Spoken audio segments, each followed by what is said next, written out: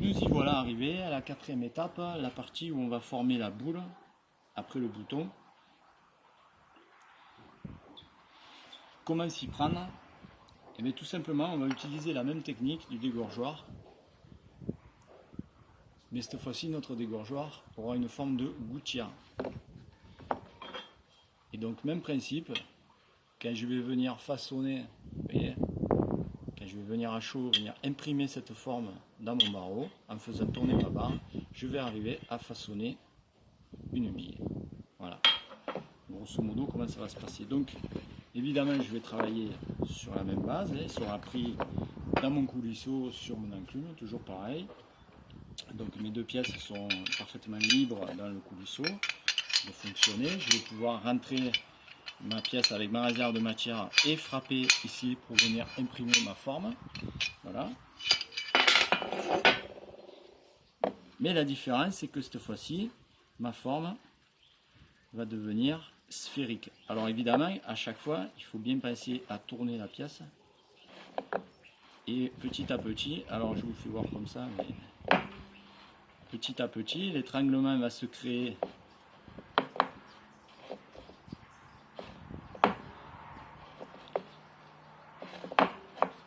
d'une manière périphérique. Alors là, l'étranglement, c'est plus facile sur le fer que sur l'argile.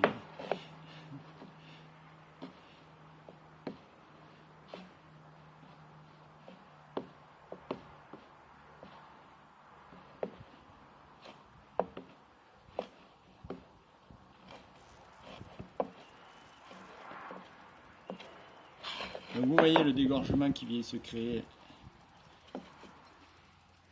tout le tour. Alors désolé pour la qualité là, mais parce que mon argile n'était peut-être pas assez humide. Et donc à la fin, je vais venir arriver à façonner une bille. Voilà. Les principales difficultés ici seront ces espaces-là, les vides ici, qui vont être déterminés par les épaisseurs de l'outillage, la manière dont le trou est positionné. Il faut qu'à la fabrication, l'outil, le perçage soit bien tangent sur les deux outils, qu'on ait vraiment le perçage, la matière répartie sur les deux outils, sinon on n'arrivera jamais à centrer notre travail. On va être obligé d'enlever de la matière ici, sinon au bout d'un moment on va couper la pièce. C'est ce qui arriverait si les deux pièces se touchaient ici. Donc vous voyez, la bille se forme avec un vide, et ce vide est très important puisque c'est lui qui me détermine le reste de matière ici. Vous voyez ?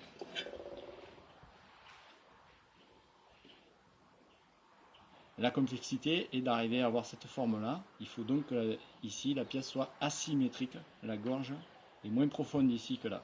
Voilà, c'est la difficulté. Donc ça impose un sens, et donc les pièces sont appairées. Et vous voyez, il y a un petit repère, un coup de pointeau. Toujours bien sûr, pas se tromper de sens quand on les met dans son porte-outil, dans son dégorgeoir. Voilà donc pour arriver à cette pièce-là. Alors, les principales difficultés vont être dans les chauffe. Dans l'ordre des étapes, on a noté avec intérêt qu'on va amincir avant de façonner la bille pour éviter les cassures ici, parce qu'il y aura forcément des cassures. On va faire attention à toujours refroidir la partie de la corolle, parce qu'étant donné qu'elle est plus fine, que je l'ai façonnée avant, j'aurais pu la façonner après. Ça aurait été possible aussi. Moi, je préfère la faire avant. Mais effectivement, on pourrait la faire après. Dans tous les cas de figure, je peux contrôler ma chauffe, faire attention de recuire ma pièce. Je vais la laisser se normaliser. Je vais faire une petite normalisation pour éviter les tensions ici. Quand j'aurai fini de faire mon aminci, mon appointi, pardon, je vais faire une normalisation pour restabiliser ma matière. Donc on en a parlé dans les précédentes vidéos, la normalisation. Donc vous connaissez.